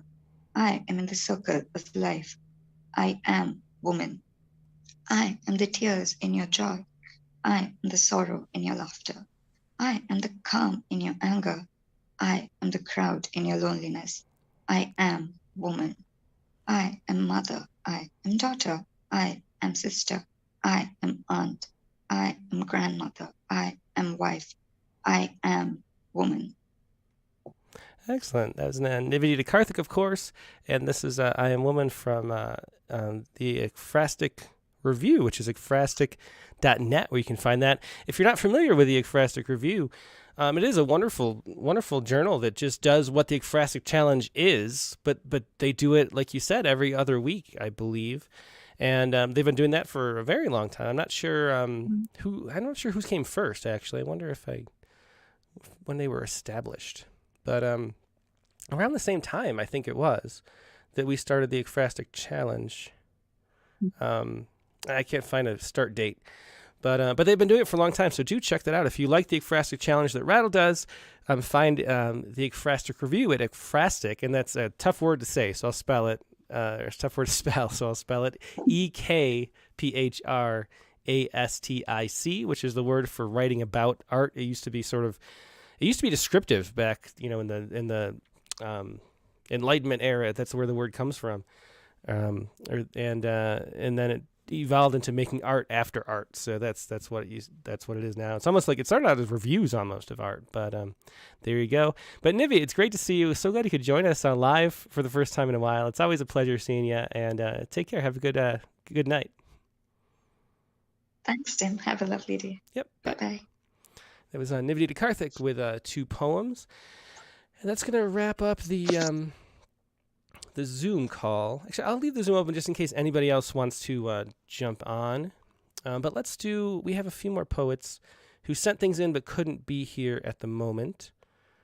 And let's see. So Ted Guevara has a poem here. And he says, not the prompt, but out of the delay and madness of Election Day, I still had the humor to share this poem. Really, it's inspired by James' furniture eating poem. And so that's what we talked about yesterday. As always, Ted included a photo. Here's Ted's photo that he included. Independent voter, it says. And here's Ted's poem, which I will have to, I can't make smaller. Let's see. I have to make the screen smaller, I guess, to fit it. I don't know how to where's the handle? Okay. Let's make the screen smaller so we can see it. And this is Cum vota un independente. How fun is life, although she sits in a closet. Hang on, let me do this too. That's better. So come vota un independente. How fun is life? Although she sits in a closet, she has a grin, saying she has gotten rid of the sense of sadness up to the level of melancholy. Of course, I never allow any emotion to reach that high. I'm a modern man who gives space unconditionally. I just wish I had a meter that had a needle that shakes when she reaches extremes. She has lost her motor nerves, everything except for the mechanism that controls the smile. On the wall, there's a wooden plaque above her that says, "Be happy, give happy." It's peach color with cursive letterings. Who needs motor nerves when you can arouse by just sitting breathless? How fun is life? Last night she gave a technique so hot it fried the eggs in the skillet. The following morning. On Election Day, she refuses to get up from the sexy pose. You do it, she says. You're self-sufficient. You're at liberty. I'm nothing but bone-like and meat-like, manufactured to be at your side always. The quality of life had brought into your house doesn't include egalitarianism or movement or even the act of moving. The only democratic inkling between us never penetrated my skin. Around my skin, yes. You say I don't need an ID, but those pollsters will know that I'm not from here, that I'm conceived in Italy and had multiply with my worth 10 times across the ocean. So let's just live life happily. I stay home and you uphold your belief that your voice matter and your fantasy remains tucked in your bed, airing out the silicone smell. I can't even be dust to dust. If there's going to be delay, I am there missing reams of paper, but my rot is more profound than wood. I could last a dozen elections. Views would change and shift and switch to opposite ends over time, and I'll still be around. My limberness is lifetime. My appeal would draw your eyes, my tan features faster than a fiscal cycle. I am your independence. The idea of me has been on the blueprint block forever, never on the chopping block. So much earnest and grief are in autonomy your life insists. Your humanity gives me so much soul that every 2 years you have this idea that I can vote. Oh, very interesting. So that is Ted Bernal Guevara's poem. I'm sharing for Poets Respond. Thanks for sharing that, Ted. And I think we have a little bit more time. I want to share a couple, maybe 2 poems from the random button. Let's see what random comes up with. I thought maybe we'd share today's poem, too, from Karan Kapoor. Maybe let's do that first. let's have Karan read his poem.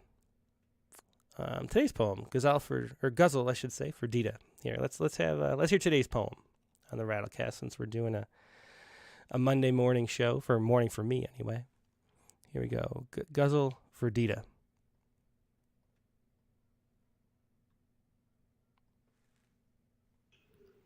Ghazal for Dida. There is no harm in times of darkness to use God. Light, love is seized time and again, else we lose God. The devil measured every pain he could draw from our bodies, straightened his back and asked, "Now who's God?" He stood at your door, you averted your eyes. O dying mother, with whom did you confuse God? On certain nights she screams curses at Krishna. There are times, O despair, when we cannot choose God. You blew on the first morsel, then offered each idol. Now your unfaithful tongue burns each time you abuse God. Best to let the past remain in the past. It's best to let the past remain in the past. She weighs the beads of her rosary to seduce God. Take me into your arms, O omniscient one. Take me into your arms, O omniscient one. With endless prayers all night, unafraid she cues God. The world is full of binaries, God is singular. The world is full of binaries, God is singular. Who divides better than morning news? God. On each of our arms, the black moment we are born, the words suffering, sorrow, and death tattoos God. As a child, I was told there is one answer to all. Chaos, caste, guilt, grief, grace, a bruise, God. At the end, we forget more than we remember. It counts we are blessed. Who cares by whose God? My mother sits by the moon, sister, a candle. My mother sits by the moon, sister, by a candle. I know I am not alone who interviews God. His crimes forgiven for centuries, enough now. His crimes forgiven for centuries, enough now. We'll execute, fetch the hangman, bring a noose, God. Your name is her offering, Karan. Your name is her offering, Karan. The day she dies, you will lose your name, and you will lose God. And that was today's poem from Rattle.com, Guzzle for Dita by Karan Kapoor. And let's do a couple random poems too. Why not? This is a poem by Robert Carr from Rattle number 61. A touching poem, if I remember right. After mother dies, most men need a lover. So here's Robert Carr about this poem. Robert says, in January of 2019, my father will turn 90. At the Thanksgiving dinner table this year, he talked about his lover, Rosemary, who was my mother's best friend before she died in 2003. Rosemary has developed slowly progressing dementia over the past several years, and with sadness and great affection, he shared the story of this poem, including Rosemary's statement. This story reminded me of the power in the human connection, the courage that's sitting at our own table. And so here's Robert Carr. After mother dies, most men need a lover. After mother dies, most men need a lover. Father's lover sits on the Paisley sofa where my mother rested before she went to bed and died. It's been 14 years since the water ran, since my mother refused to get out of the shower because hot water felt so good. In the intervening years, my father's lover has lost her mind. She says the most beautiful things. Today, she said, I know I love you, but I've forgotten your name. Yeah, very simple and touching little poem there commemorating that one phrase, which is beautiful at the end. That was Robert Carr with After Mother Dies, Most Men Need a Lover. Let's see what else we have that can pop up. This is, let's see. This is How to Pray. This is by Sage Cohen. And this is from Rattle number 41, the Single Parent Poets issue. Sage Cohen says, here, I'll put this on the screen. Sage Cohen says, poetry became my scaffolding of self as I moved through divorce into single motherhood. What I could not tolerate, I could witness. Grace became an invention of image and language. Poem by poem, I wrote myself from broken to healing to whole. So here's Sage Cohen's poem, How to Pray. How to Pray. I follow 2 steps behind my son on the gravel path as he shouts hello to ducks. The squirrel has lost a stripe of fur down his back. I should have married someone else. A person can die of motherhood. Even the flame maple's promises have stopped sleeping in the house. He was gone years before he was gone. First, he shot a doorway through me, one complaint at a time. Then he stepped through the place my body once was and kept going. He said he wanted to keep trying, but what did that mean in the absence of trying?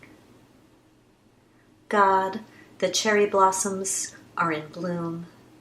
This morning my son made me an arrangement of flowers shredded with scissors. I married a man whose hands were unmade to please me. I hold the vase like a torch. And again, that was Sage Cohen with How to Pray. Let's see, maybe we'll do one more too. We have 5 minutes left. I like the shows to be 2 hours. Let's do Wouldn't You Like to Be a Pepper Too? I don't remember anything about this poem. I remember I like it, though. I'm going to have to read it. This is from Rattle number 37. Well, of course, I mean, we published it, so I like it. But let me cough, and then I will read it. All right. So this is Wouldn't You Like to Be a Pepper Too by Edmund Jorgensen. And this was back, we only posted this in 2013. I don't know. For some reason, I didn't include the note, so I'm not sure what his note was. I think I'm going to add it after the show, though. But this is Edmund Jorgensen with Wouldn't You Like to Be a Pepper Too? So here we go. Thanks for asking. Fitting in is pleasant, and I'm not ashamed to say it, but I'm not your typical conformist either. Sometimes on a Wednesday night, I'll go to a restaurant, something ethnic, preferably Mexican, maybe Greek, and just sit there, sipping water, nibbling free chips or pita, not ordering anything, just watching people watch me. I like the feeling that America is with me, is interested in how I spend my days and dollars, cares what I wear. I don't even mind the full-page ads in magazines. In fact, I cut them out and tape them to my mirror where I can feel them willing me to use a different hair gel. I like going to the cinema, tiptoeing out a couple minutes before the movie ends, and waiting in the lobby for the crowd to exit, the human flood to surge and ebb and surge around me till I close my eyes and feel for one perfect moment as lost and found as the snowman buried in an avalanche. And that was Wouldn't You Like to Be a Pepper Too? And it was funny because I remember I love the last line. And I was remembering as I was reading that poem that I loved the ending, but I couldn't remember at all what it was. So right around the waiting to be in the lobby for the crowd, I was like, oh, something good's coming. And that it is, yeah. For one perfect moment, I felt as lost and found as the snowman buried in an avalanche. A great metaphor there. That was Wouldn't You Like to Be a Pepper Too by Edmund Jorgensen from Rattle number 37.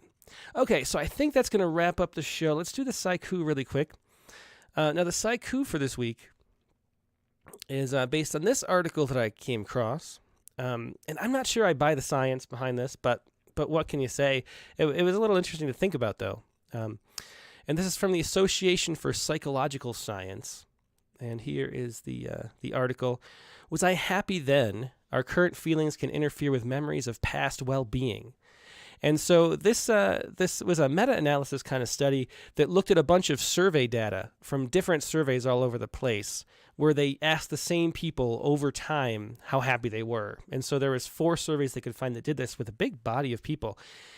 And what they found is that if you're happy now, if you say you're happy now, you're more likely to be wrong about how you said you were happy like last year or in the past. So, and you downgrade your happiness if you're happy now. But if you're sort of in the middle, you more accurately remember how you replied to the same survey years before. And so what seems to imply here is that happiness has a kind of progression in the way it's like modeled in our minds. And so unless like problems are being resolved and things are getting better, you can't feel like you're being happy. And so your present happiness clouds your memory of the past and whether or not you were happy before. And thinking you're happy now makes you think you were less happy than you actually said you were even a few years ago in the past. So very interesting study from this in this article about the way that our current emotions cloud our memory. Anyway, that was once again from the Association for Psychological Science. And here is the Sciku for this week that inspired. Happiness falling on everything, autumn snow. Happiness falling on everything, autumn snow. That is the Sciku for this week, and that is the show for this week. Thanks for joining us at the early time. I do have a Little League game tonight, and we actually had enough players, so everybody is healthy enough from the whatever virus was going around, where we're back on the field, and we'll be playing tonight. Next week's guest on the Rattlecast. I'm going to do the prompt first. Next week's prompt for the Rattlecast, and this is by David James, and today's guest, of course, and this is the prompt for next week. Here you go. Start with the first line from a James Tate poem and write a poem or prose poem that incorporates dialogue within the narrative. See where your imagination takes you. And then he suggests, too, that after you take that first line, and he has suggestions. So here are 5 suggestions he gave, but you can do a different James Tate poem if you'd like. But his suggestions are, we dug that tunnel with spoons. So start there and keep writing. A huge lizard was discovered drinking. Gabriella was lying on her back naked. Someone hit me on the head with a book. Or sometimes you hear a xylophone. So those are the 5 suggestions he included, but take a snippet at the beginning of a James Tate poem and run with it, not knowing where it's going to go, and practice that process that David James uses, where he just lets a poem run and sees where it takes him. And then what he does is he'll take the quote, so like we dug that tunnel with spoons, he'll make that the title of the poem and then say after James Tate and then continue so the title reads in. That's your prompt for next week. So take the first line from a James Tate poem and turn that into a poem. And that should be a fun one. And hopefully I'll be back on the mend. I'll be able to write one too. And the guest for next week on the Rattlecast is going to be Nicole Caruso Garcia with her first book, Oxblood. So Nicole's been published in Rattle. I think we published her maybe twice in Poets Respond and in issue number 70. She's a wonderful poet, a lot of formalist leanings. Really great stuff from Nicole. Been waiting for her first book for a long time, Oxblood, to come out. She's going to be the guest on Rattlecast number 169. It's going to be at the regular time, Monday, November 21st. At 8 p.m. Eastern, 5 p.m. Pacific, like normal. That's Rattlecast number 169. Hope to see you then. Hope you have a great week in the meantime, and I will talk to you later. Goodbye.